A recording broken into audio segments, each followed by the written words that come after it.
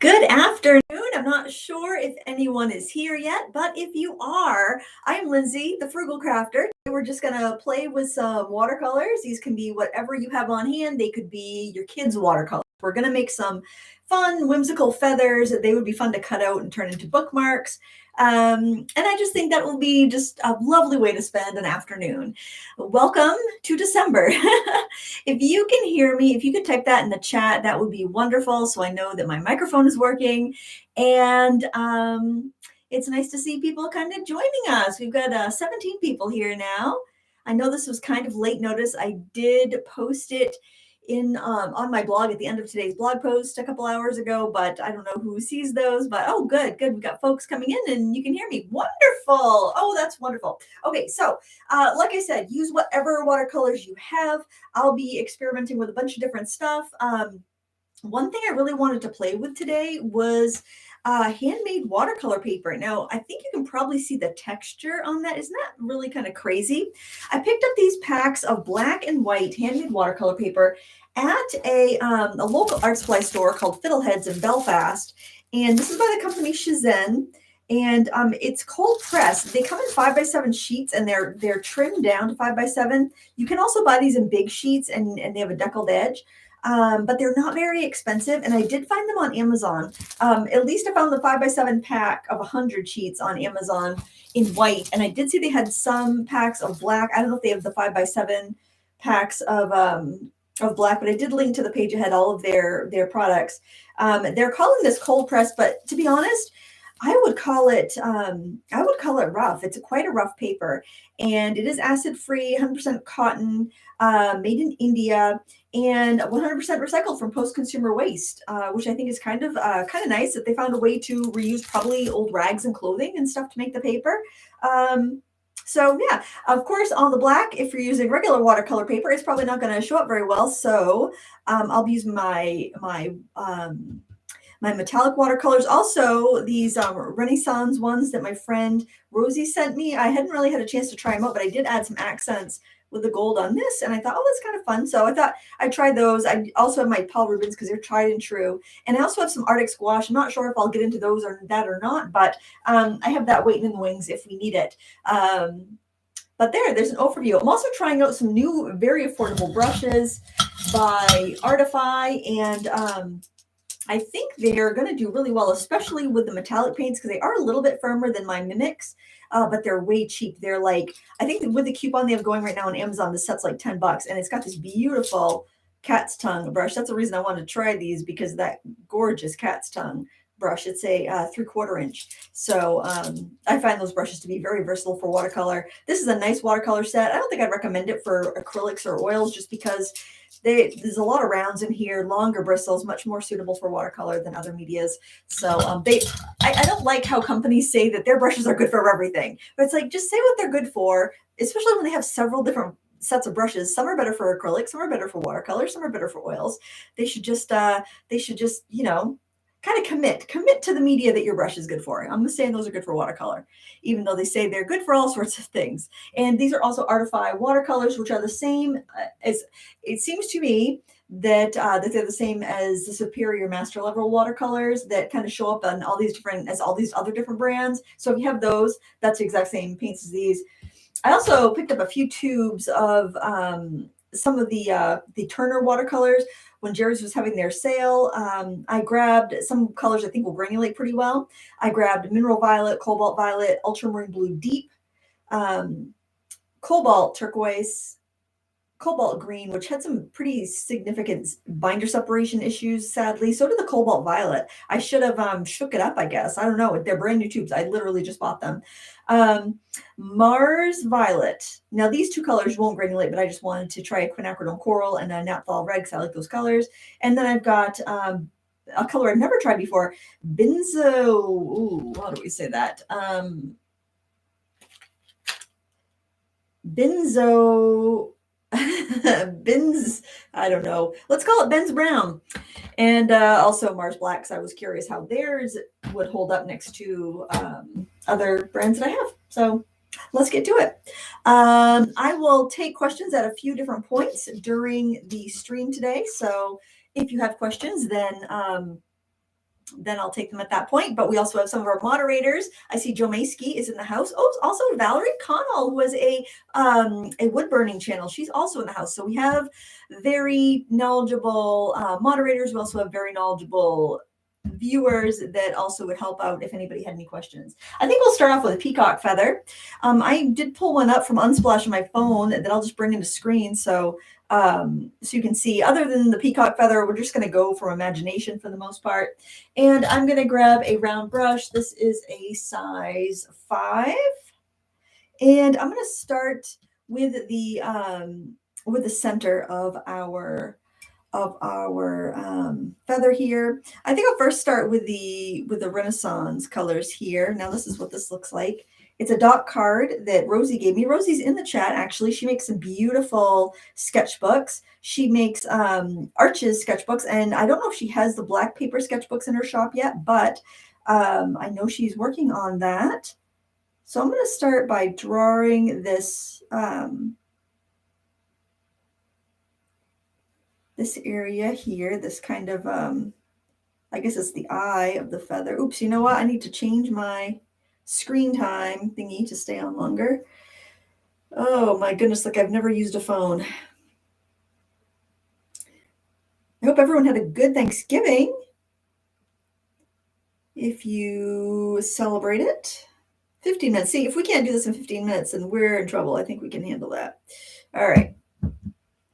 I had a lovely day. We went down to my sister's. Her husband is an excellent cook, as she is too. I think he did the lion's share of the cooking. And it was lovely. Gonna add some of this. Add some Paul Rubens blue, but that's all right. They're compatible. They'll work together. I'm gonna use this color to draw. I feel like I'm out of room already. To draw this line down, at least to start it anyway, because I want to get a little bit of blue right here at this base. I like to use my brush straight up and down. I hope my hand doesn't get in the way, and I hope it doesn't look like it's poking you in the face, because I get a better control. I get more.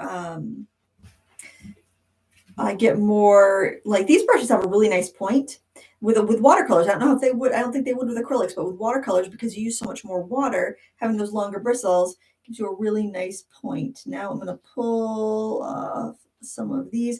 This one might not be the best bookmark type design. It might be better for like a card front, and 5x7 is a card size, like a standard card size. So you could totally pop that on a folded piece of cardstock and call it a day, really. Ooh, I'm gonna run out of space if I do that. Now I gotta build around that eye because I've already kind of ran into some space that I shouldn't have. Let's go for this green. I linked to the Etsy shop that sells these metallic watercolors. I've also linked up to the Paul Rubens watercolors and I got to tell you, I have the 24 set here in front of me. I also have the 48 set, but I use the 24 set so much more.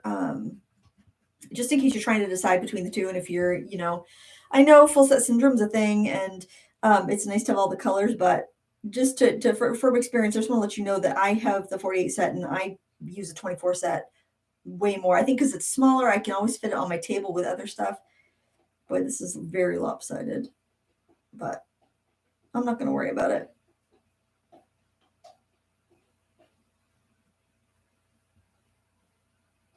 I'm just going to bring kind of like just a little border so I can see where those are going to end up. Working on black paper is really challenging for me anyway. Let me grab some of this bronze color here. Oh, I should have done half of this with like half of the page with the Renaissance and half of the Paul Rubens. We could compare. I think they're pretty similar, to be honest.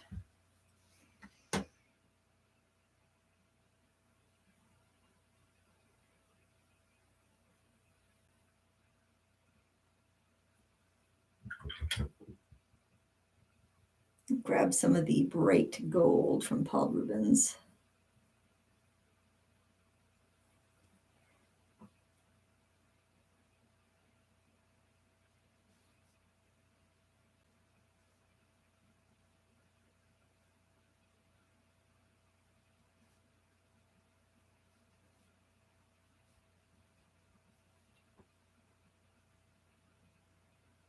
This is going to be an abstract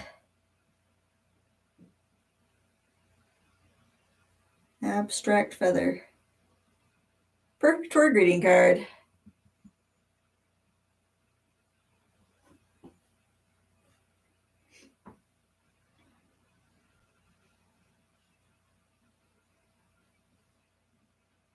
I have to say, like, out of all the palettes that I've used, all the metallic watercolors I've used, I do prefer Paul Rubens. They are a little bit pricier than some of the other brands, but they're also cheaper than like Fine Tack or, you know, some more bespoke brands. I think I'm just going to fill the space.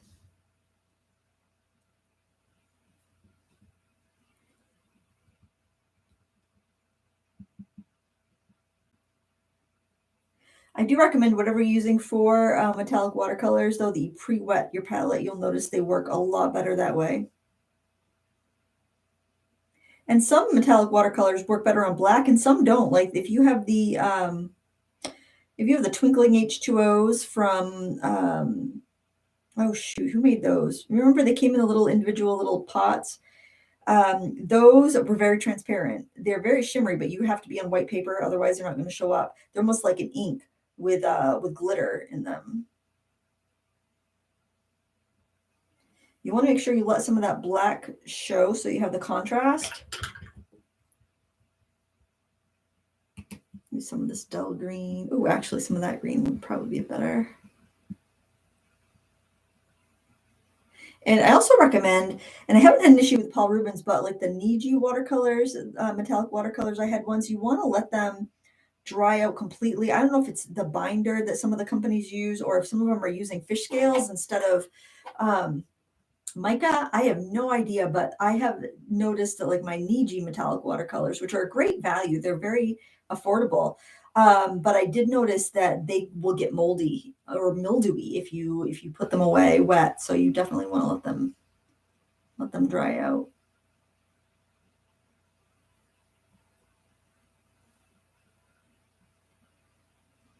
With the handmade paper being so rough, you're going to want to have your brush a little bit wetter and a little bit more loaded up than you would if you're working on a smooth paper, because otherwise it's just going to skip over the texture. Now in here, let's see, this should be kind of a darker green. Let's try this green right here.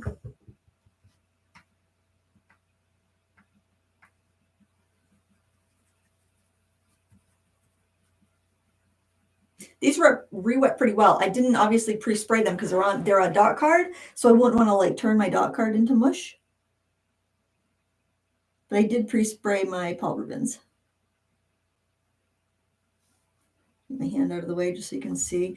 The only thing that I've noticed with these, and it could be because they're new, and I just swished them in my water to use them.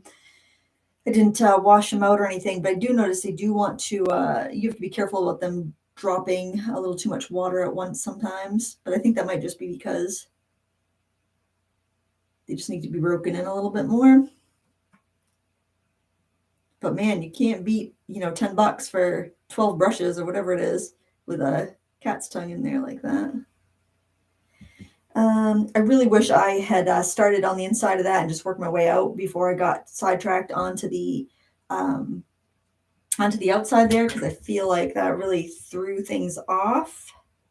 Let's see if I can reclaim it though. I'm gonna go with this bronze.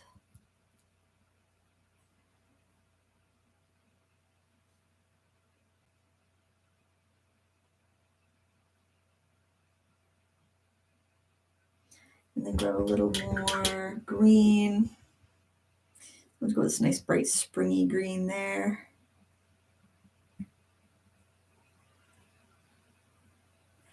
Oh, I was noticing when I was putting my links in, which are affiliate links, by the way, that a lot of the supplies on Amazon have coupons, but you have to click the coupon button in order to have it applied. So just double check if you are ordering anything on Amazon. I would say in general, I would watch to make sure that you're not missing out on coupons. I think I'm going to call that one done because I feel like the more I put in, the more I'm taking away from the black.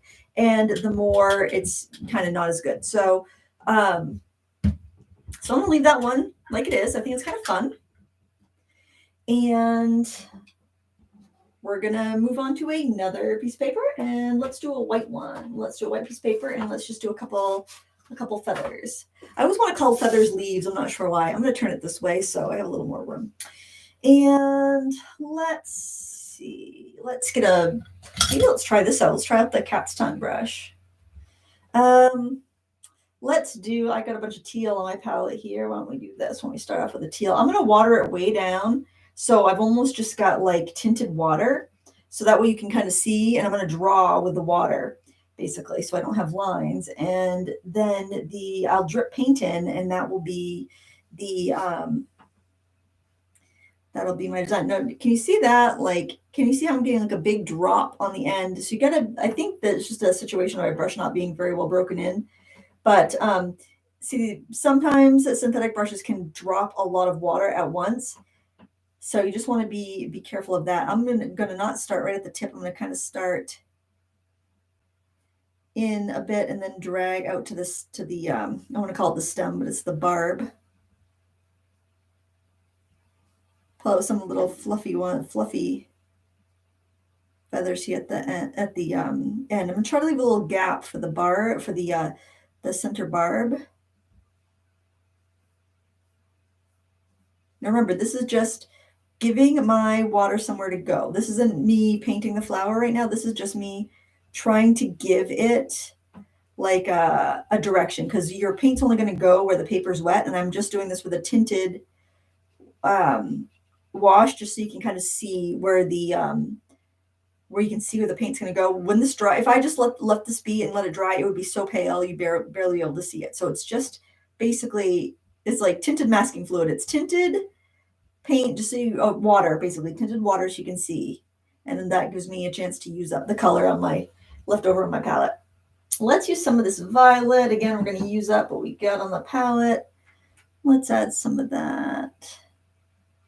Ooh, I think I'll use some of the, grab some of my new Turner colors I grabbed. I want to put together a granulating set of Turner colors so that, and put a kit together so that we can do, like through Jerry's, I do signature sets. I want to do an affordable granulating set because they're so nice, right? They're nice to have, but man, oh man, they're so expensive.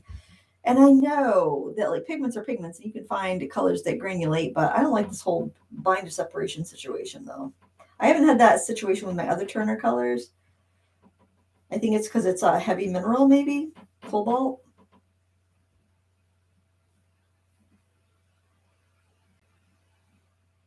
Oh, I could see some pretty granulation happening. This paper really amps up the granulation. It's probably part of the, it does have a pretty good amount of sizing in it.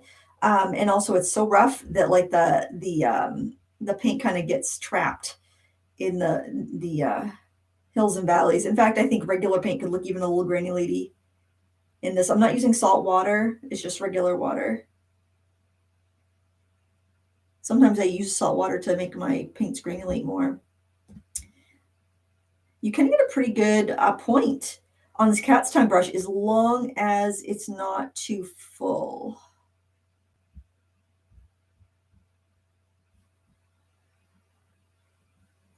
I think I might put like a phthalo blue in here, something that's going to run a little bit more, or a Prussian blue. I think I'll go with a Prussian blue actually. It's a color I don't use very often, and these are just bookmarks, so I'm not going to worry about like, you know, a color not being super light fast.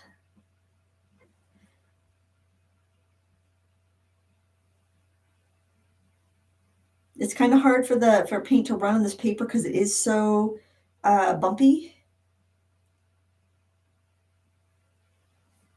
I think this, I'm trying to do something with some pretty distinct visual edges that I'll be able to cut out, and it will look pretty as a bookmark. Get that barb a little bit skinnier. You kind of tip it around if you want to. I like how that looks. I think I'm going to leave that one be and turn my paper around and do another one over here. Let's do some like, oh, let's use that Quin Coral. That's really pretty. Now I got to be careful because I just poured those pans today, so they're very juicy. Oh yeah, I should, you know what I should do? I should do that like really watered down bit first. Let's see if I can water this way down so you can kind of see. I mean, I think we're going to paint loads of these in an hour. And I think they would be so cute to cut them out and then give them, like if you're giving a book to somebody for Christmas or a birthday, and then like add the bookmark as like just a little extra goodie. Like, oh my gosh, you know what you could do? You could buy a book for somebody, you know they're gonna love it, right? Don't you love it when you find a book, you just know somebody's gonna love it? You buy the book, and then you get like some nice tea or cocoa or coffee or something like that, and add it to it, and then you do like a bookmark too. That red is super strong. I'm just trying to get the color, get the water down so I can drip more color into it. I'll leave a little gap on this side. At least I'll try. These kind of remind me a lot of the Zen, not the Royal Magnical Zen, but those Zen brushes that are on Amazon. I bought a set when they first came out. I like them just fine. They're kind of that same like a little bit stiffer, a little bit softer than a golden taklon, but not quite as soft as like a mimic. That kind of dye black fiber. The thing with your synthetic brushes, the least absorbent ones will be your white ones because they haven't been dyed. The more they dye them and do stuff to them like that, the more it kind of like pits and damages the shaft of the bristle. But that actually makes it better for grabbing watercolors. And I find the black ones are a little bit more absorbent. The golden ones and the white ones are less absorbent. And then there's some mixed ones like the Mimic Kolinsky's. They have mixed size fibers, bristles, and they'll hold, they're just kind of in between. All right, now I'm going to blot my brush, grab a little stronger Quin Coral, and just kind of put that in. Now this is quinacridone, so it's not a granulating color. You could add a little Potter's Pink in there if you wanted to make it granulate. I think I'll grab some Mars Violet, which is kind of brown looking. If you want that effect. If you don't, you don't have to have it. There's nothing that says it's a personal preference only. You want to be careful if you are using this big brush to get the little details, because it is there are quite a few bristles coming together at the end, so it's not going to be quite as easy to control. I like what's happening there. Oh, you know what? I think I'm going to try some ultramarine blue in there too. Let's move that up a little bit so you can see it better. Ultramarine blue deep. I was really curious about this color because I have the ultramarine blue, the standard ultramarine blue, in my my signature palette, the regular Turner signature palette. And I was curious about the deep, and I feel like the deep is more like a French ultramarine in it. I feel like it granulates a little bit more. Of course, that's not an effect everybody wants. Oops, I thought I silenced my phone.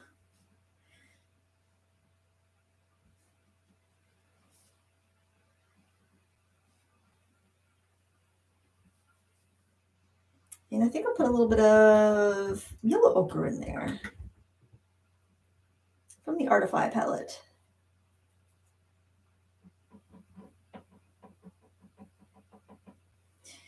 I was on the fence whether I thought this the Art in Fly palette was the same, like their 72 set was the same as the other Superior palettes, like that same company. And I was on the fence until I got this one, and then I cross compared that with the Artify, with the Art and Fly, with the Art Whale, and I think they're all the same, but just different color selections. So keep that in mind. Oh, I like that. All right, I'm going to leave that be. Now, if you wanted to have some details in there, you could use a credit card scraper. Now I did that on one, but I don't really like to look at it that much. I gotta just move my phone because that's probably really loud for you guys. So I did the scraping on that and I didn't really like it. Let me tell you something else though that's kind of neat, especially if you're using granulating colors and especially if you're using rough paper, is that after it's all dry, and I can actually, I'll demonstrate it. If you decide that you want some more details on there, then you can take any colored pencil and you can go in and you can add some. You know, you can add lighter, you can add darker. Actually, this light pink is probably not the best color to go for. Let's do something like a raspberry. And I think I would like that better than doing the scraping myself. And then you don't have to decide if you want it until it's all dry, which is also another little bit of a benefit, I think. And any wax-based pencil is going to work really well for this. And I just say wax-based because it's a little bit more opaque. If you have any questions, if you want to pop them in the chat, I will take a peek over there and see if there are any questions in a second here. Just type the word question in all caps so I can see it. There's been such a fervor about pastel tone colored pencil sets, and I've managed to resist, believe it or not. I know it's hard to believe. But as I look through the sets I already have, I see I have a lot of pastel tones in like my Prismacolors and my Derwent Color Soft. So hopefully I can, remain level-headed. The pastel tones are going to look really good on top of the feathers. I like that. And it's probably not for everyone. All right, I'm going to see if we have any questions so far. I don't think we've done anything too earth-shattering difficult.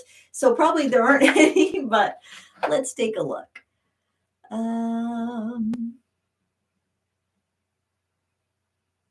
Don't see any yet. We've got 112 people here today. That's so nice.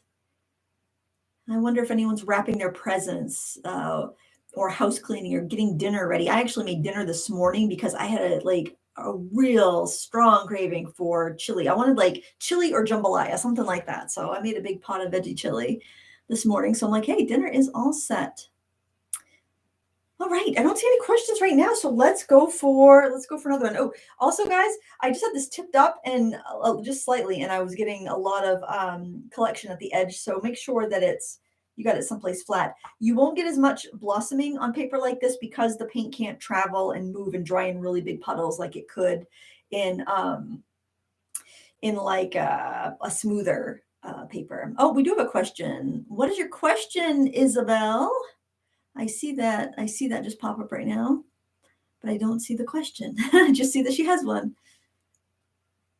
Glowy is opening presents I bought myself. Huh. Hey, whatever. That sounds good to me. It's hard, it's can be very difficult to resist some of those wonderful sales.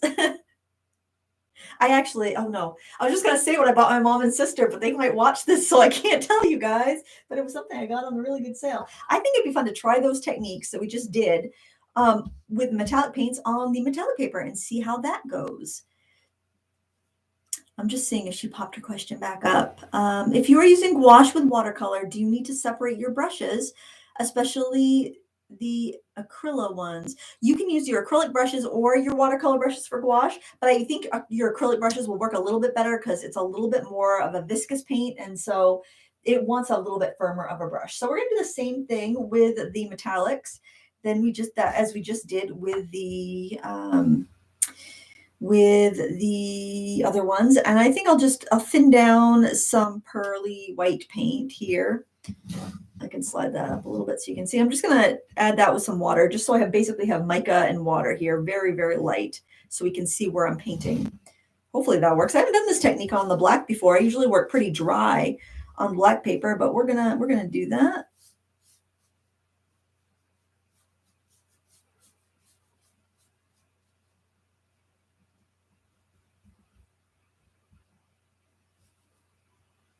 Again, we're giving ourselves just an area of wet paint for the water to flow. And I don't know how well the metallics are going to flow, to be honest, because they are a heavier type of paint. This would be a really fun project, I think, to do with kids. I'm actually going to grab a liner, I think, because I want to make sure I can pull some really small, fine strokes. As fine as I can on this paper that's real rough. All right, I also feel like I'm going to be working against the clock on this. I feel like mica paint dries a little bit quicker than your traditional watercolors. And I want to make sure I have enough border that I'll be able to cut around them and it will be all, it'll be pretty. Okay, let's see. Oh, let's do a cool color one. We'll do a warm color one. Let's grab some of this purple.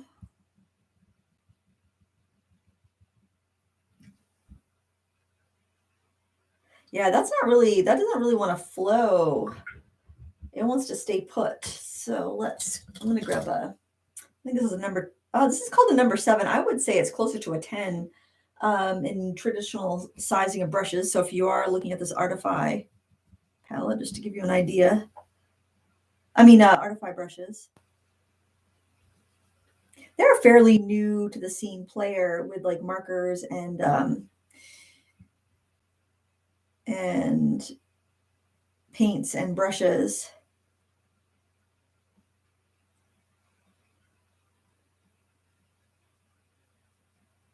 They seem to choose pretty good makers for their materials though, so that's kind of nice. I'm gonna go in with this magenta color. I'll just, well, I want to keep everything in screen for you, but it's difficult. This nice magenta color here. Actually, I should move that out of the way so you can see what that's that color right there, what it looks like.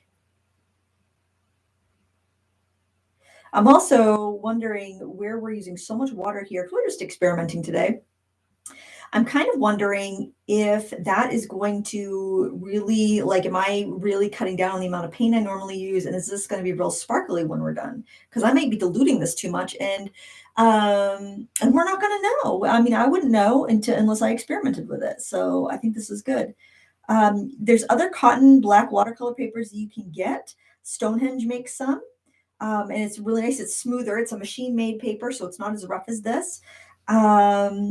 That's really fun to use. I think I prefer this just because I like the kind of a little bit of a surprising quality that it has. Like you don't know exactly what's going to happen. And I think this is anytime I've approached painting on black with watercolor, like metallic watercolor, I'm usually disappointed if I go in with a really strong idea of what I want to do because it's going to do its own thing, and I don't feel like I ever translate.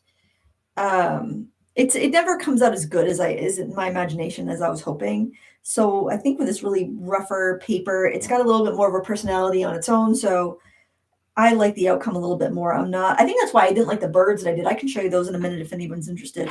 But I was kind of playing around with painting some birds, and I wanted to be in a really loose fashion, but I didn't like the way they were coming out. And I was just like, I didn't feel like it was worth wasting people's time the way they were looking.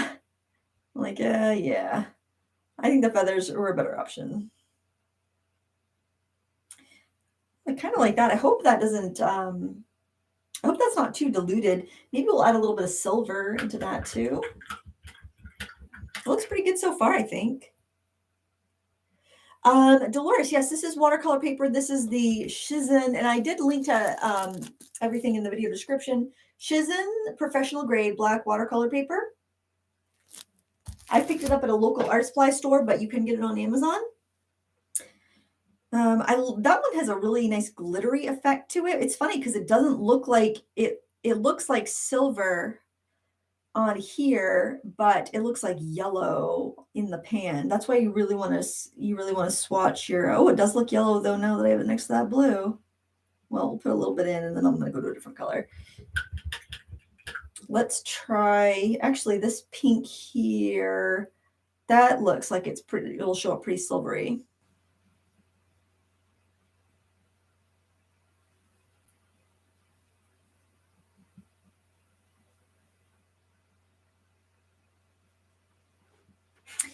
Oh, somebody, the Bailey said they bought the Mimic brand travel set of brushes for my birthday and then wished I could have gotten Lindsay's thoughts on them first.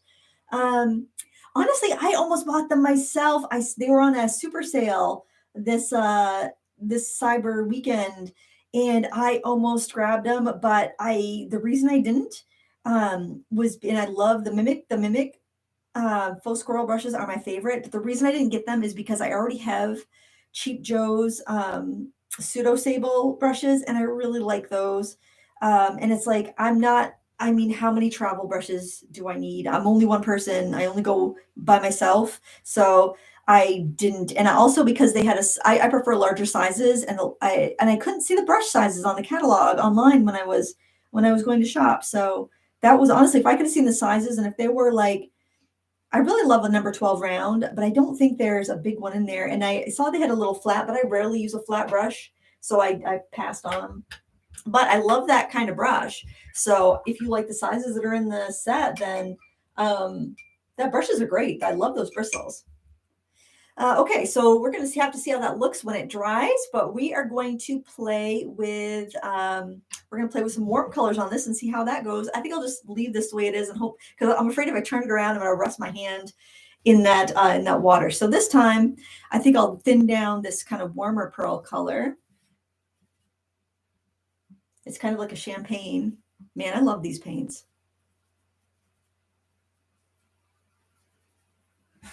I should probably get the bigger set out more, but this is just so convenient, and I feel like it's such a great assortment of colors. Wow, that looks way more yellow on here than it does in the pan. Now I want to make sure I leave enough space between those two so I can cut them out, because it's just something fun about these cutout feathers. It's like our little cutout landscapes that we did a couple weeks ago. I don't know. It's just something so charming about that. I just love it.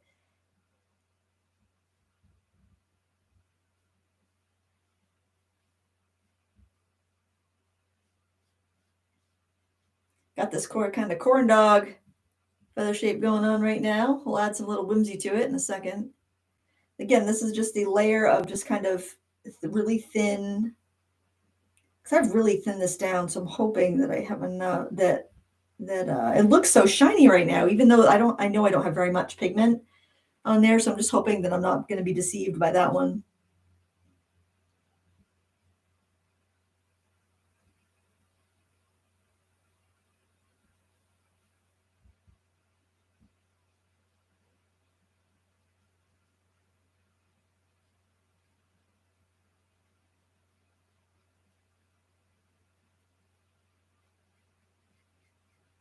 I pick up feathers all the time when I'm out walking, and it grosses out my husband and my son. They're so pretty. Let's do warm colors. Let's try this coppery red color.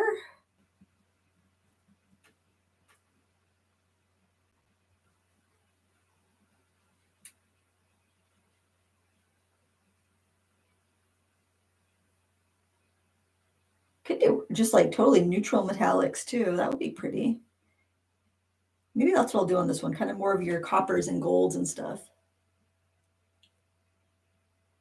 Oh, the Baileys responded. So if you're looking at that travel set, 'cause I didn't see it on the catalog. So if you guys are looking for the sizes of that, the Baileys say it was a number 2, 4, 6, and 8 round and a 1/4 inch flat. So that's 5 brushes. I feel better about my decision now. Well, that's pretty good for 5 brushes. I know the price was really good. I think the price, like the super duper deal, was like $25 for the 5 brushes, which is crazy low. Um, I didn't know there was 5. I didn't know if they were showing you, and I didn't know the sizes. If you got a good size 8, I think that's good. I use my number 8 Mimic a lot. I'm gonna use some of this kind of bronze color.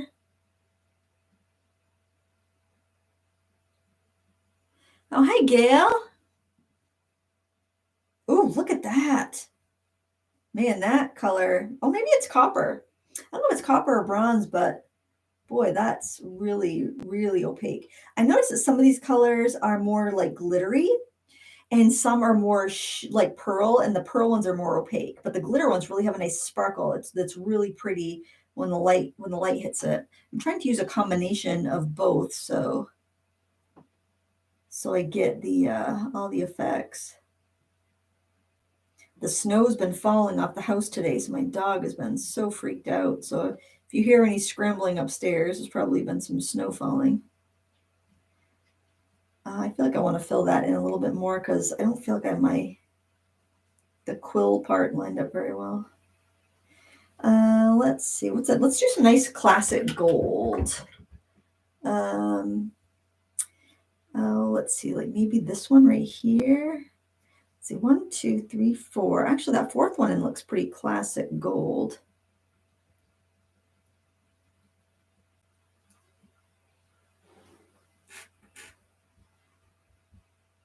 Ooh, that's nice and robust. What was that one? Sometimes with some metallic paints, I notice that like you get a palette of metallic paints and then all the colors look the same when you paint them on black. And that's kind of a bummer because they look so pretty. And then you get them on the black and it's like you can't see the undertones because they're mixing like a dye with just a white mica, and the colors don't seem to show up. Hopefully I have enough space to cut those apart. I don't think I'll do more to this. You can go back in also with like an India ink, and you could put details in if it got a little too solid. Like I'm afraid those might have been a little too solid where you can't see the subtleties between the colors as much. Actually, I might put in some more of that reddish coppery color because I just feel like it's way too much gold and copper, way too much gold and bronze.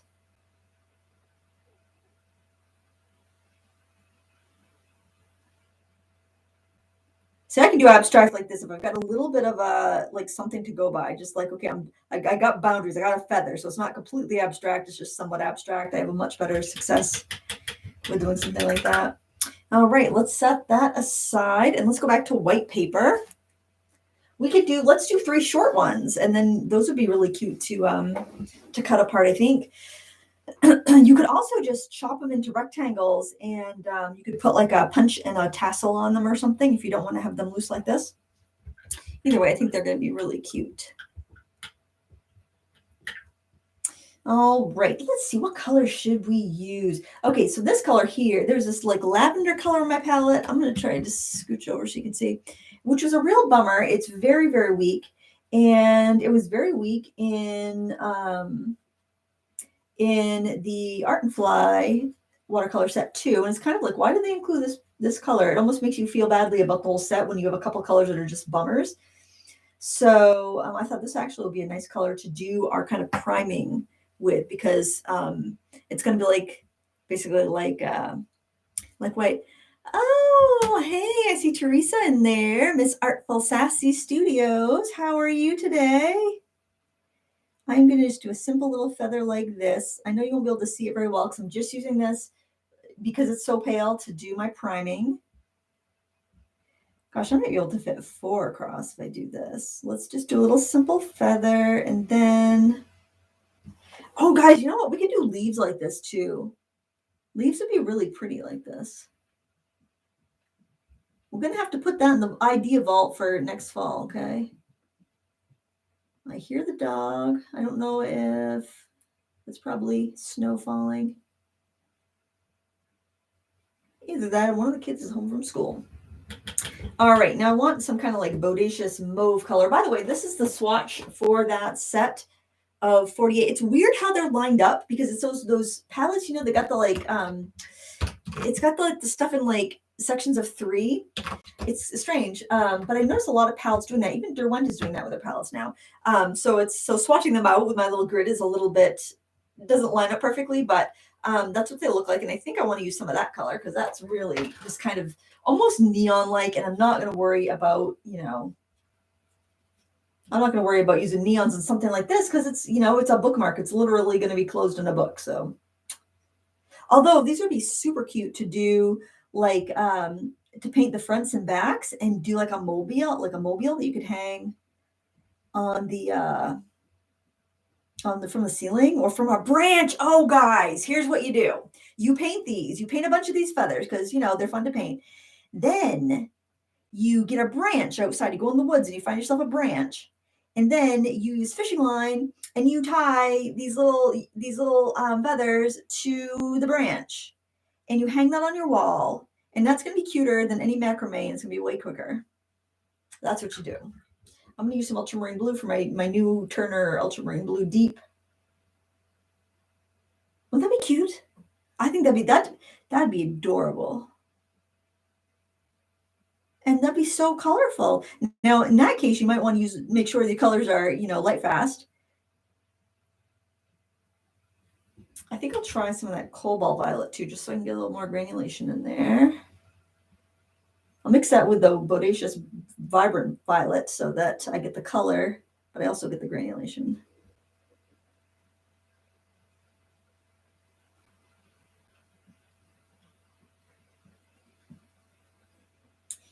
Let's see. I think this needs some Prussian blue.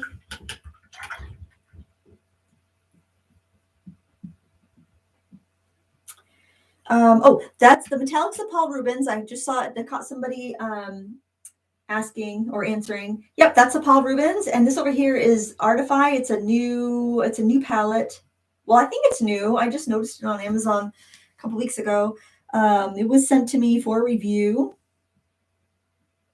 and I will review it once I use it a little bit more. I don't like to review stuff until I've used it a bit and done a couple sample paintings, and because sometimes you can get a really good first impression, but actually after you use it a bit, it's kind of like, I don't know about that. And then sometimes you have a really awful first impression, but then once you actually use it a bit, you're like, oh, actually, this is pretty cool. So I'm going to use this color here, which is a color I see often in palettes that I dislike. They call it tender pink. I call it Pepto-Bismol. I'm just going to drip some of that in there because I think that actually would work in this situation.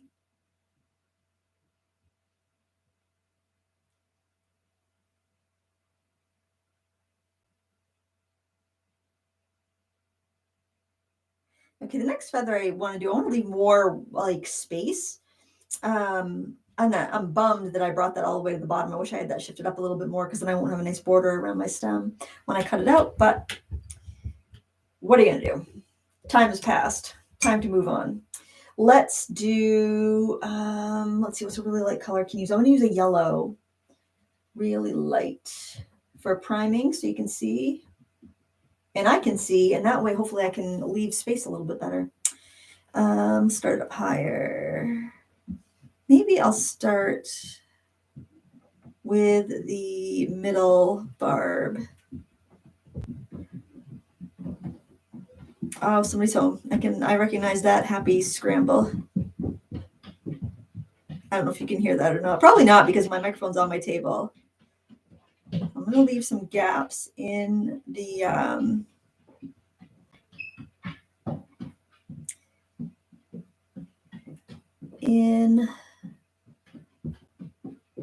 the feather. I'm going to offset the gaps again. I don't want the gaps to all match up.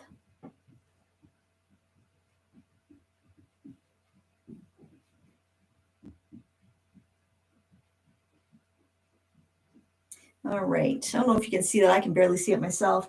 I want to do kind of like a really bright kind of turquoisey color. I think this color is a really nice turquoise. Yep, that's nice and bright.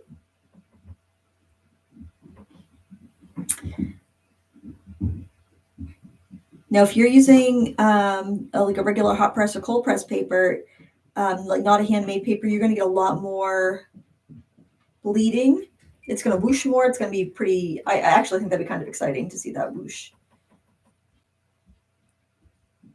Oh, that's pretty too. That's the cobalt green, I believe, from Turner. The weird separation situation. So if you buy that, actually, you know what? If you're buying cobalt green or any of those colors that are known to be granulators, it would not hurt to I don't know if you can really shake it up, but it wouldn't hurt to stick a toothpick in there or a barbecue skewer or a skinny one and just like stir it up a little bit if you can, or a pin or a piece of wire. I really want to put some peach into this one too, but I don't want it to mix with the green so it will get muddy. So let's see. I think, actually, let's use some of that Quin Coral. That might make a good peach. Mix it with a little bit of yellow ochre that I have floating around down there. That's a little too dull. That's better.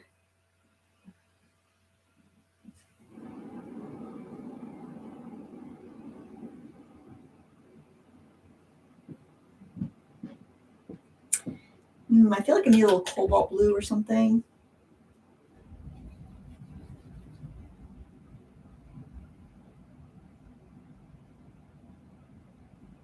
This palette's a good one to pre-spray. Maybe up there.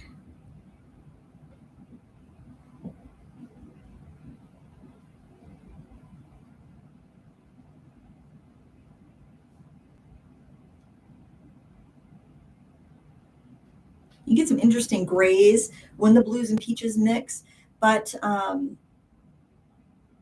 you just want to be real careful that you don't venture over into mud. Having some interesting neutrals is good. Having mud is not good.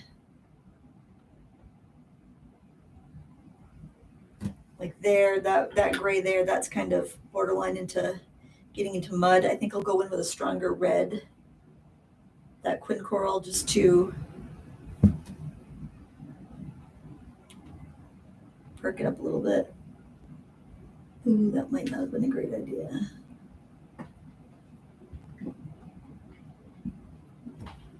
I'm gonna blot my brush off and maybe just pick up a little bit of that gray.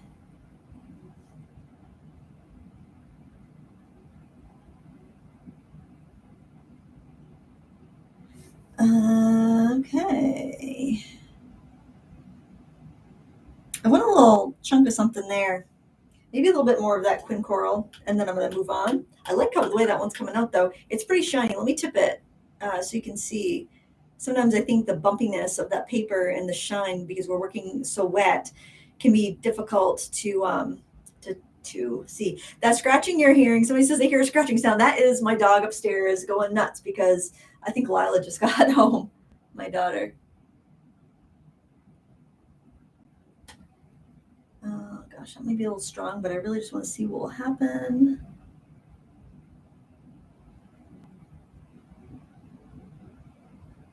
Red and green are opposites, so they will make gray or brown. So just be real careful here.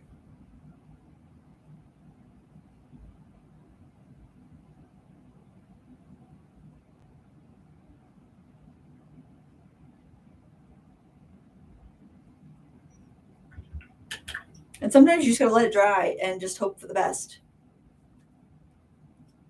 which I think is what I will do. I don't mind the little gray. I think that's gonna be good. I'm gonna let that dry.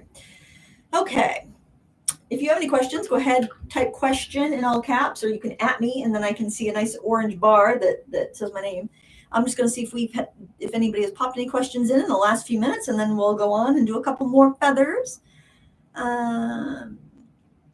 Nancy H says she has a sun conure whose feathers are yellow, orange, green, and iridescent blue. Oh, that sounds pretty. Okay, I want to do that colorway next. I do not know what the feathers look like. I could probably look it up. Or I could just make it up. I'm just going to make it up. Because the chances of me finding a public domain photo of that bird's feather is probably pretty slim. All right, I don't see any questions that were recently posted. All right, I want to try that. I want to try Nancy's feather. Let's try Nancy's feather. All right. We'll start off with another, let's see, what colors did she say? Yellow, orange, green, and iridescent blue. So I will thin down some yellow. I'll start with a thin yellow because, actually, no, I'll start with a thin orange. Really, really thin down.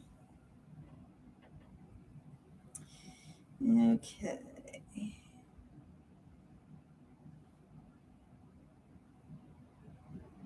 Those colors sound really pretty. I'm going to make sure I leave plenty of room so I can cut them apart.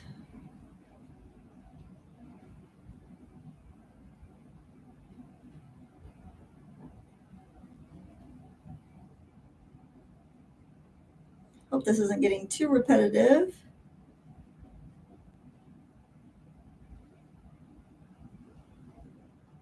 Okay, so she said there was yellow. So let's grab some of this lemon yellow and add it in there.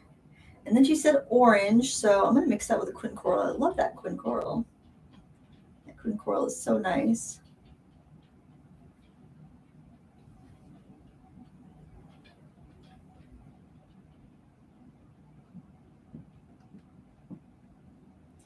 And then she said green and iridescent blue. So I'm going to transition back to yellow again.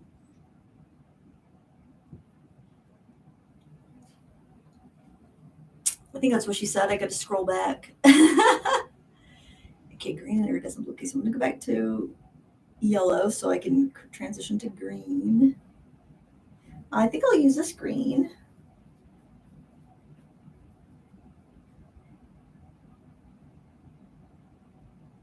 I've never had a pet bird, although I do feed the crows. I love my crows, but they're wild. I don't want to have something. Well, I have a dog and two cats, but I don't know. I worry about something being that dependent on me. I'm kind of a flake. All right, and then iridescent blue. Let's just try taking some of the iridescent paints. You know what? Let's do this pretty one here. That's kind of like a teal on the Renaissance, because the woman's name is Renee. I don't know her, but the paints are nice.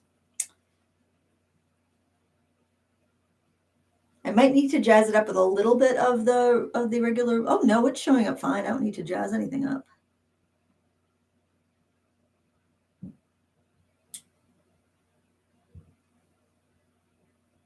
So I gotta tell you, you guys, last week we did the card making, and you all on that scan and cut video. So I did the scan and cut video, and I made the mistake of saying I was going to throw away the leftover piece that I cut out, the deer, like, because it was kind of like a stencil, but I'm like, I'm never going to use a stencil of a bunch of deer, and I made the mistake of saying I was going to throw that away, and the public outcry, me throwing that away, was so much that I decided to actually challenge myself to use it.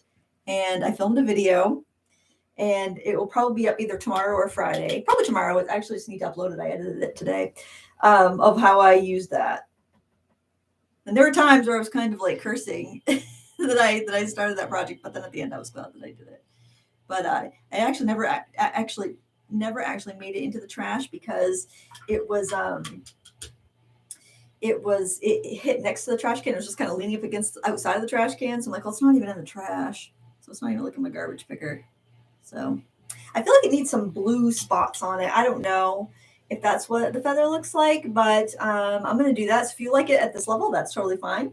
However, I think some blue spots would be lovely. And if I'm going to put something on here and I don't want it to move, I'm going to work really dry. And I am going to, I think I'll do like I think I'll pick up the phthalo blue and pick up some Prussian blue and then go into the iridescent color that I just used, because I know iridescent's not going to move much, and that will also help cross-pollinate it with what I already have. And I am going to try to put some spots on top of the orange. Oh, I like that, actually.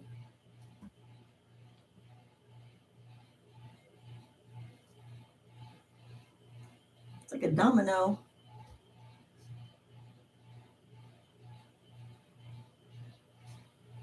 I kind of like that. I feel like I need to go a little bit lower. Nancy's probably like, that doesn't look like my bird's feathers. It's imaginary bird feather. I really like how that one's drying. Honestly, guys, you got to wait till they dry because you don't know how they're going to look until they dry. I love that color scheme, actually. I like all the color schemes. This one over here, I don't know. I'll be interested to see how that one turns out, because that one's looking a little sketchy right now. I'm going to see if there were any questions, because I know I called for some and I didn't pay attention.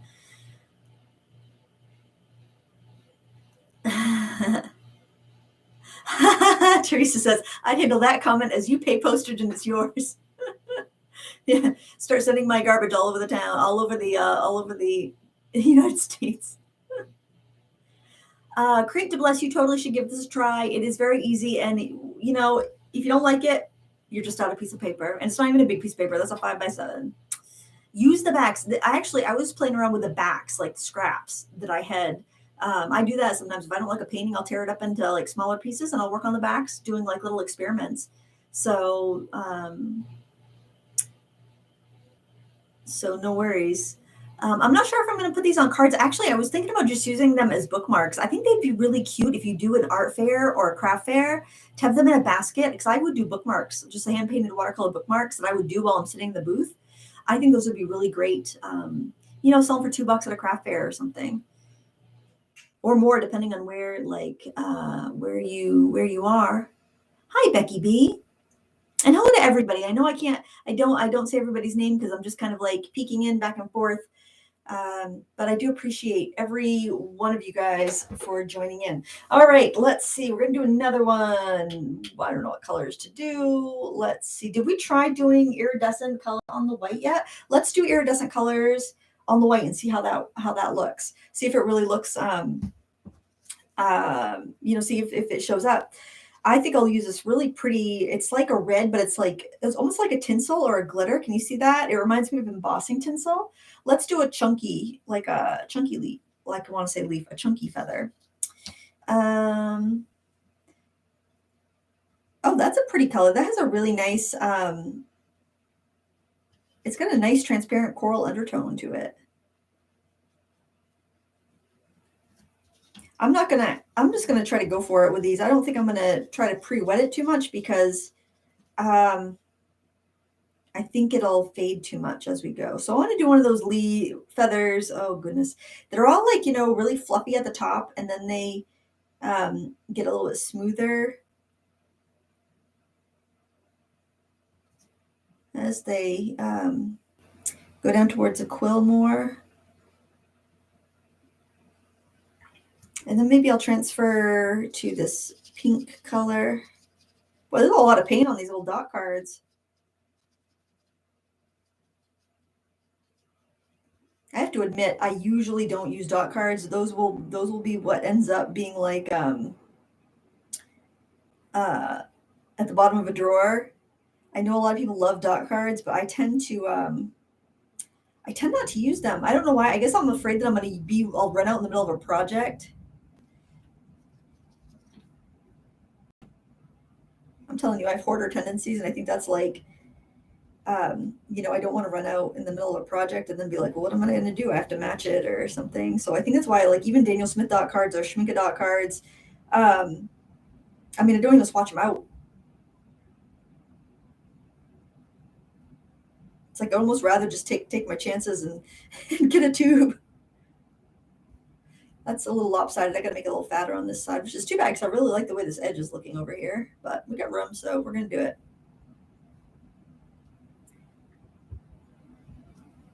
Back into our brighter red. Oh yeah, I could do a square top feather. That's a good idea. Do that on the next paper. Hey, I've already got dinner made, so I don't even have to worry about that. Whether my family would like what I made for dinner is another story. I thought it was good because I had it for breakfast and I haven't had lunch. It was kind of like brunch because I got back from walking the dog this morning. I was hungry and I don't want oatmeal. I needed something substantial because it's cold out. You come home from, like, you know, walking 20-degree weather. You want something. You want something substantial. And man, was I craving jambalaya. I decided to do chili instead because it's a little healthier. It's more protein, more fiber. All right, gosh, I kind of like that. Let's do that'll be interesting to see when it dries. I was worried about the gray on that one, but I really love how that looks now. I'm going to use this kind of like almost looks like a plum color and see how that looks. These do re-wet pretty well, and they have a very, very faint Christmas smell. clove, I think it is. I think I'll start on this edge. Let's see, because I like to define those little wispy feathers. I think the key with this, because we're not working from reference, it's kind of abstract, is just to like kind of accentuate the things you really like. And if something looks a little hinky, just don't pay any attention to it and hope it kind of fades away when it dries. I don't know if I like it just like this or if it needs more. I think I might just let it dry, and then if it needs more, I can go over it with a pen or a color pencil or something. We can check on the progress of others that are all dry now and see how those look, and then maybe do one or two more and call it a day. Let's see. Our metallic ones. Hey, they're actually pretty shiny. I was really worried that they were going to fade away. They're a little damp, but they're not. I don't think they're going to shift anymore. That's pretty good. Just stuck my hand in some paint. That's not good. Oh, look at the granulation from that cobalt violet and the cobalt green. That's the Turner's tubes that I just got, which both had separation in the tube. So store them up if you buy those. But they were great. They were all like really inexpensive. And that's the granulation from the Ultramarine Blue Deep that I used in that. So I would highly recommend actually I'd recommend the Mars Black too. Where's the little, I can show you here in case those go on sale every once in a while and they're really inexpensive. So that's just the Ultramarine on its own. I think I actually did dull it down. The Mars Violet's granulating really nicely. That's the Mars Black there in the belly. This was really washy. I abandoned this pretty early on. But there's again the Mars Black there. That granulated really nice.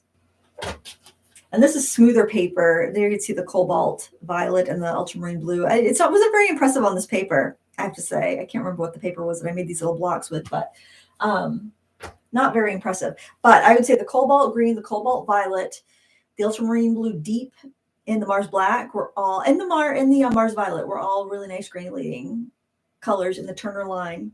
So if you catch a sale and you want to try them out, those would be good bets. Anyway, just maybe stir up the cobalt ones before you get too far along.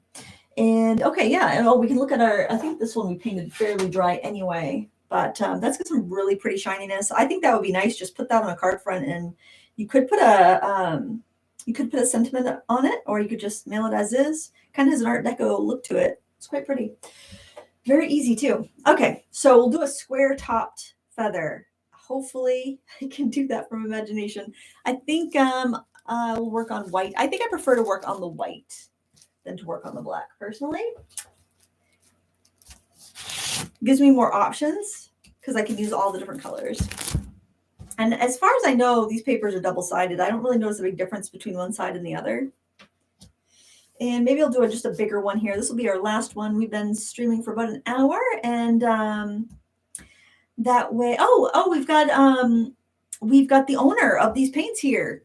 So if you guys have any questions for her, strike while the iron's hot. She's right here. Renaissance. I hope I'm pronouncing that right because her name is Renee. Who just posted, we are normally based in London, UK, but are currently visiting family in the US and brought a bunch of dot cards with us to ship from the US. Our full UK shop will be back on January 2nd. So I guess if you guys have any questions about these paints, she's right in the chat. So I would say, ask away. That's wonderful how that worked out. That's so cool.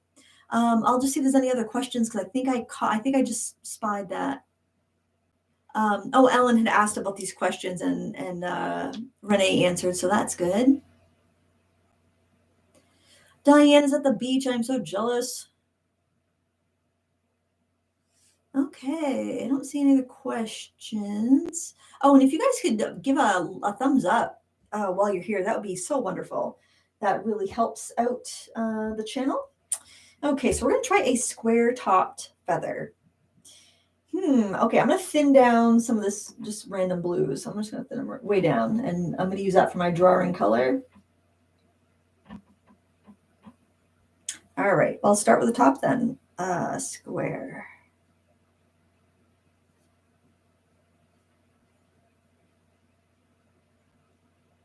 generally, I think if the top is squared off, then you don't see that much of a quill towards the top.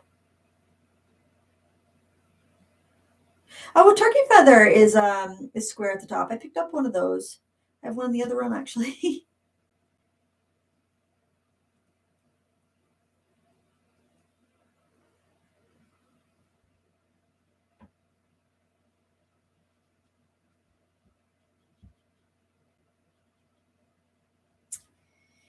I'm just really thinning that down. I don't want it to, I'll do cool colors. I don't really want it to affect my colors too much.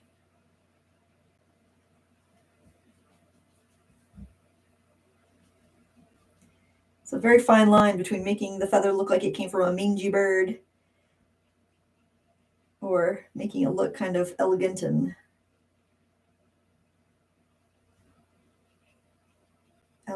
like on purpose.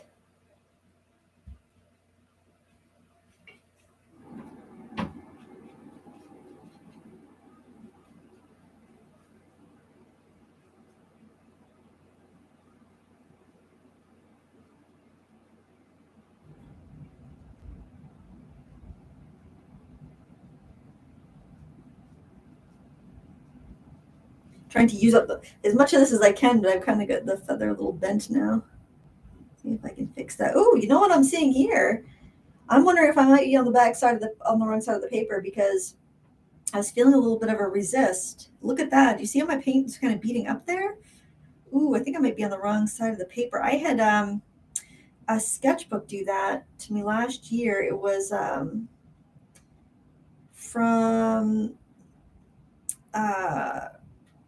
not to be confused with Renaissance. It was from Renaissance out of Poland. It was their sketchbook. It was their paper was one-sided or something because like half the pages in the sketchbook were really wonky. They were doing like this, so I think there actually might be a front and back to that paper. Well, what do you know? Let's do some of that beautiful granulating ultramarine.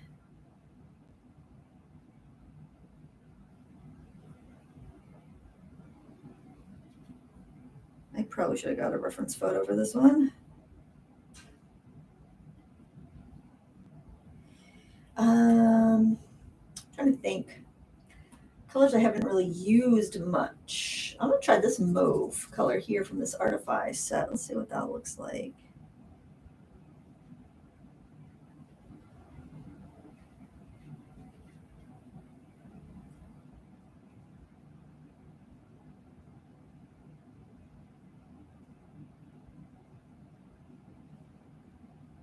I just have to use a different brush and use the paint a little bit thicker so it sticks on that weird weird area. I'm gonna add some of this kind of aqua sparkly. Oh, that's pretty. I don't know if that will really show up once it's dry, but looks pretty now. Oh, you know what? We haven't used this cobalt teal that I just got from Jerry's.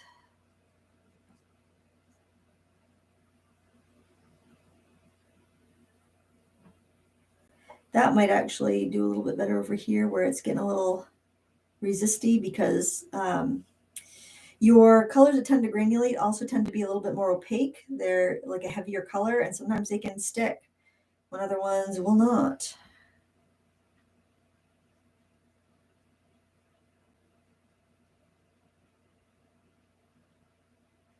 In any event, I should get some pretty granulation.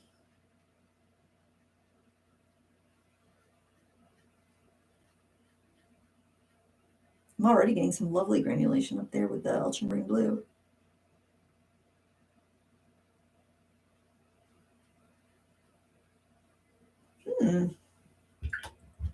Oops, I went off screen there. Sorry about that, guys. Maybe I'll add some of that magenta-y color in there. This, pearlized magenta.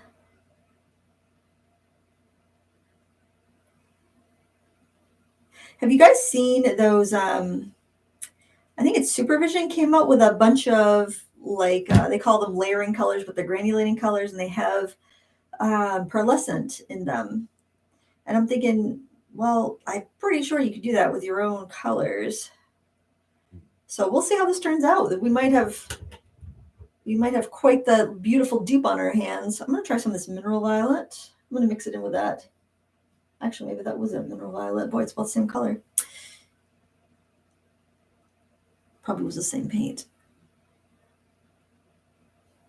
I just want to keep that little sliver of light in the center. And I'll cut these out by hand. This paper is really thick and bumpy, and I don't think it would stick to my skin and cut matte. And otherwise, and also, I kind of like that organic look of like the watercolors cut by hand.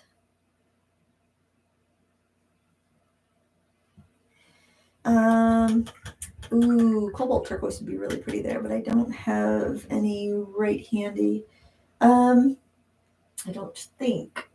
Oh, I have that Schminke set that Rosie sent me over here. And I don't have cobalt turquoise in it, but I think I have something that's got that in it as far as a ingredient. Oh, we'll do Galaxy Blue. That's going to be pretty.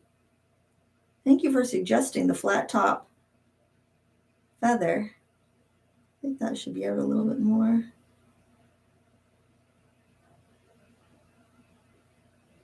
Oh, that's going to be pretty, I think. Now, to get the best effect, if you want the granulation, let them dry naturally. If you have any questions, please pop them in the chat now, because I think that's going to be my last feather. I probably will go and cut some of these out on camera just so you can kind of see how it goes. Once your painting is dry enough that it's like the shine is gone and you can see your granulating effects, then you can dry it the rest of the way with the heat tool. And your paper is going to cut way more easily if it's dry, because damp paper is going to want to rip and tear as opposed to give you a nice crisp cut. And in fact, as an aside, if you're a crafter and use a die cutting machine or paper punches, damp paper does not punch well. So if you have a craft area in a basement like I do, or if you live somewhere with really high humidity, taking a hair dryer or a heat tool like this and heating up your paper, that's going to whisk away any moisture. And you are going to be amazed at how much better your punches work and how much better your electronic die cutter works on your paper. Oops. Sorry about that. I just totally wiped out my my camera. Totally hit my camera with my paper. So just kind of keep that in mind if you have any of those situations. Now let me see. Any other questions? I'm gonna grab my scissors so I can cut while I answer.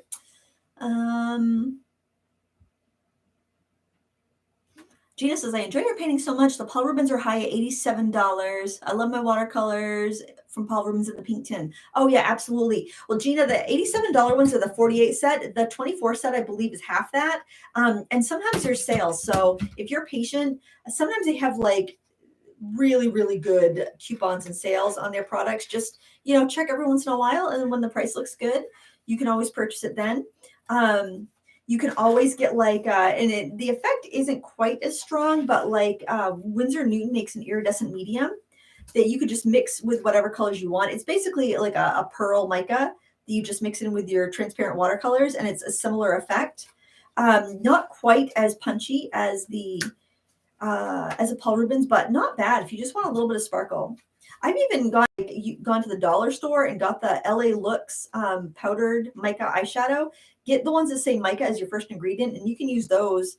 You can mix them with some gum arabic and use those to make your watercolors, your own sparkly watercolors. I have a video on that too from a few years ago on my channel if you want to look it up. Rosie said there was a $10 coupon when she bought those metallics. So funny. Amazon says I'm not eligible for any coupons, like it's personal. What did you do? How'd you get them on your bad side? Oops. I just hit a button, but we're all right.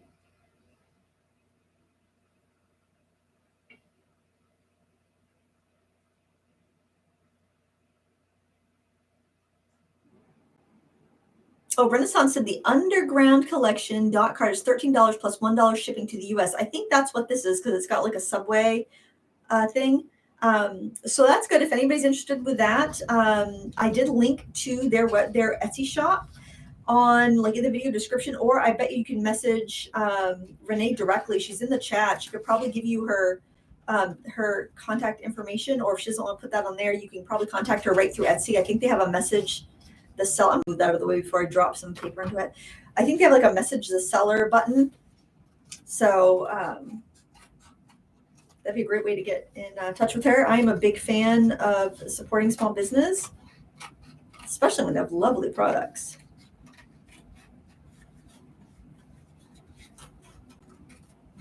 I was so bummed that 2 of the bigger craft fairs around here got canceled. So it's kind of a bummer. Those are 2 that I like to hit.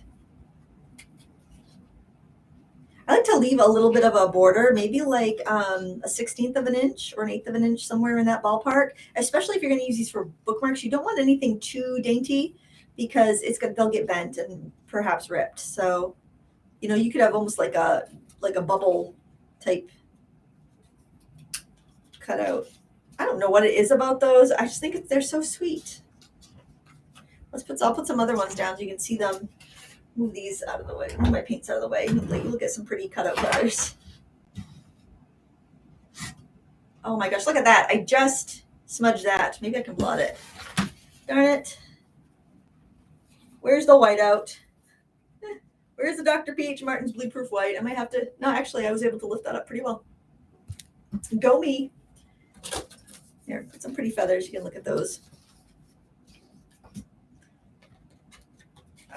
Oh, look at me. I'm not paying attention to the questions.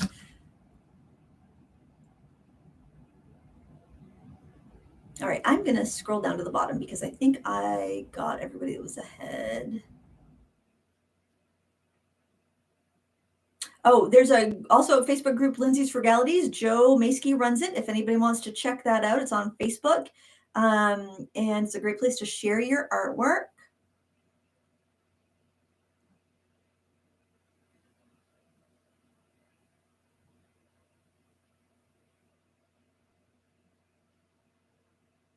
What Rosie said they didn't, Amazon said the same thing to her about no more coupons. What the heck? That's crazy.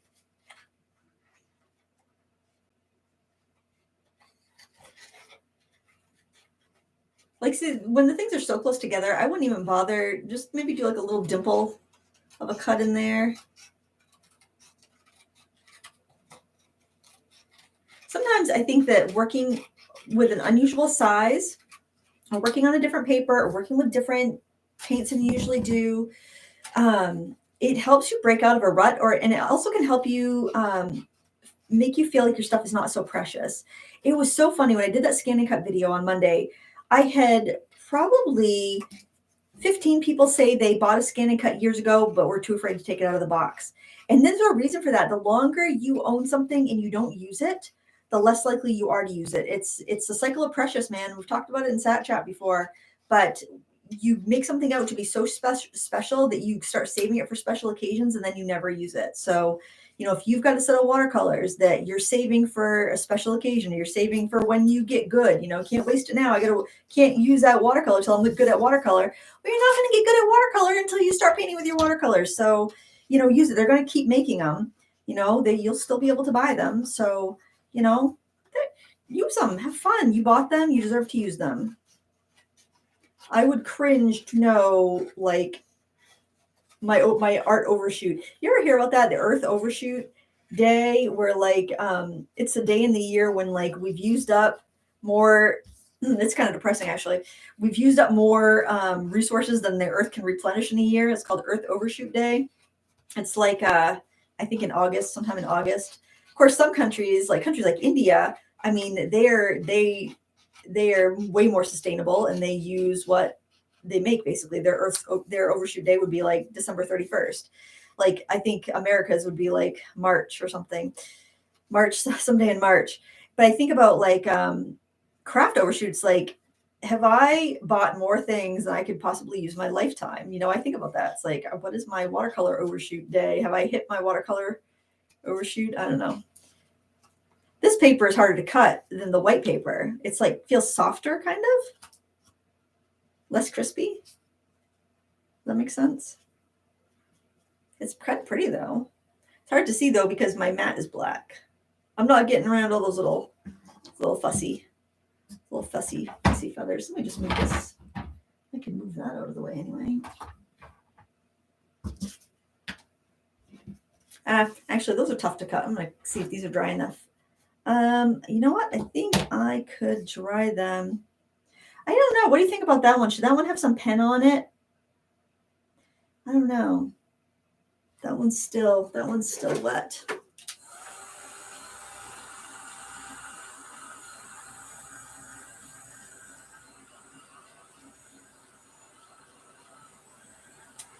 Oh, good. Miss Artful Sassy Studios is going to abuse that scan and cut. Yes, use it. You can't hurt it. You can't hurt it. You might as well use it. Yes, I have a vote for adding pen. I think that'll work good. I think pen or even like, you know, it would work really well. I've got those ink-filled brush pens, like the Jane Davenport ones and the Altenew. I think those would work really well. We can do that. We actually, let's dry this up and let's do that. Let's give it a whirl. And if I mess it up, you guys will have to mess up yours, which I think is a good idea. You guys don't have many questions today. You guys are really, you know your stuff, where you're helping each other, which is all good things. All good things. All right, let's get out the pens and see how that works. I think they are. I think in here. Gosh, that's another question. I thought they were, but maybe I moved them. I'm always moving things around. Huh? I thought I had them in here. That's weird. Okay. I do have my, oh, you know what? I was going to say I have my Winsor & Newton ones, but I think that those will be too strong. I'm going to use some like Arteza real brush pen type deals. Let's see. Don't mind me. I'm just rooting through my pen, my pen rack here to grab out a few colors I think might work. I'm going to grab some like orangey peaches, some plum colors, stuff like that. And hopefully we'll have something that will fit the bill here. And I keep all my marker brands together. It doesn't matter. They all work about the same. We'll push those guys out of the way. Let's see. This one's called Rouge Pink. And since I'm going to cut it out, I can just test the color there. Oh, I think that will be nice.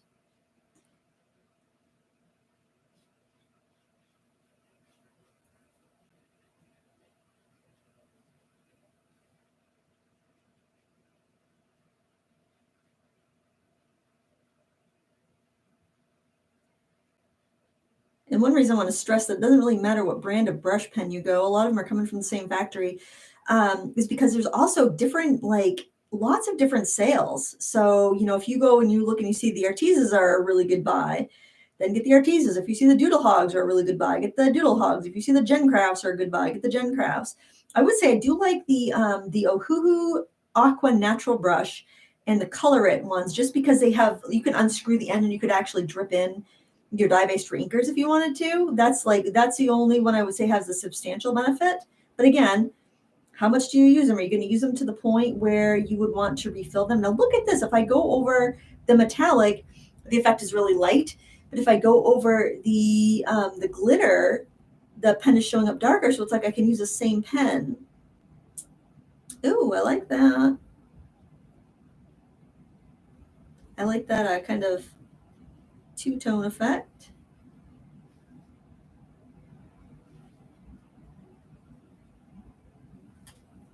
Maybe a little bit of a plum color would look in there. It looks really harsh.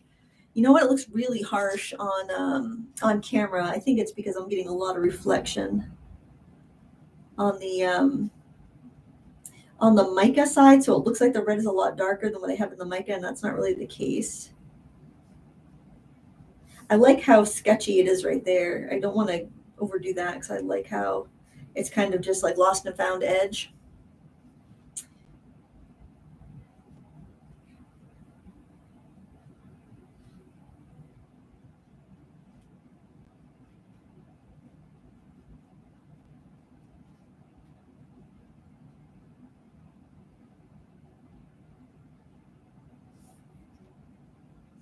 I think I like that all right.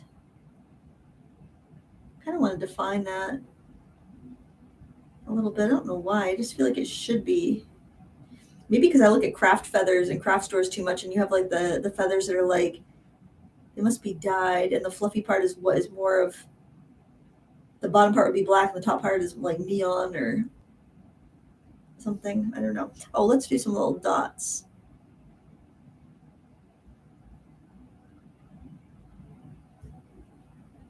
The mica, I think, acts like a barrier.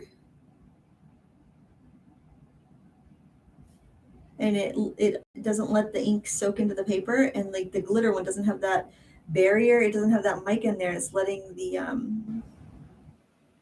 paint soak in more. Okay, I like that. I don't know what you guys think, but let me kind of, it's hard to see because I think you're getting the glare a lot from the mica, and I think it's hard to see, but I like that. I think that's pretty cute. All right. Well, I don't think you need to see me cut these out. That's pretty self-explanatory, but I will cut them out and I'll take a photo and pop them up on Instagram and my blog and probably make a new thumbnail because I didn't end up doing birds. I will look for any last questions that came in, but I am so glad that you joined live and spent some of your day with me today. And I hope this inspires you to make some wonderful little feather bookmarks or feather mobile. I think it's mobile, right? Because they're fun. They're fun and they're easy and it gets brushed to paper, and we all need that. We all need that in our life.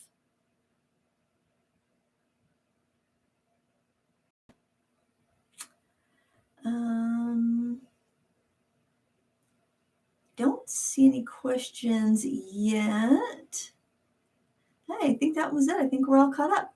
All right, guys. I'm not sure what time we'll be streaming next week. I'm trying to keep this up as a once a week thing. I do appreciate all the support, everybody coming out to watch, and I will try to post it on my blog before I go. I definitely do a little Instagram story before I go live, but just usually Wednesday or Thursday afternoon, just kind of, maybe keep your eyes open. You can hit the notification button on YouTube. I don't know if it does anything when you schedule a live stream. I don't know if it notifies people when you've got one scheduled.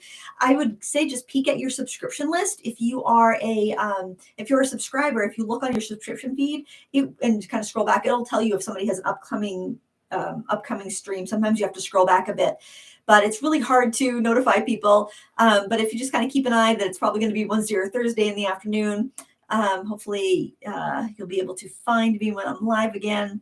It's so much fun, and I'm so glad that you chose to spend some of your busy day with me. And the replay will be available right after this. So if you want to paint along with the replay, of course, you can stop it, you can slow it down, you can speed it up, you can pause it as much as you want. And it'll live on YouTube until YouTube ceases to exist, I guess. And that's all. Thanks so much for watching. Until next time, happy crafting. Bye.